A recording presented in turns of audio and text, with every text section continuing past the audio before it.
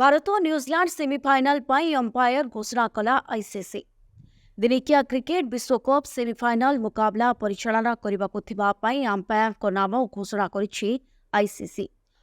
टकर एवं Richard Illingworth Bharat और New Zealand मध्य प्रथम सेमीफाइनल मैच परिचालना करेंगे। सेहिभଳି नितिन मेनन और रिचार्ड केटलबोरो ऑस्ट्रेलिया एवं दक्षिण आफ्रिका खेलिबाकु द्वितीय सेमीफाइनल मैच परिचालना करेंगे।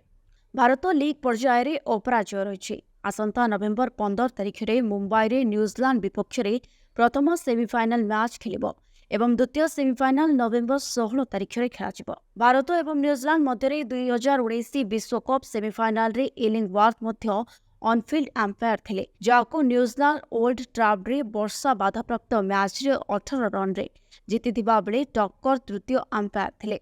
तेबे भारत बनाम न्यूजीलैंड मुकाबला रे टक्कर तांकर 100तम दिनिकिया रे अंपायरिंग करिवे।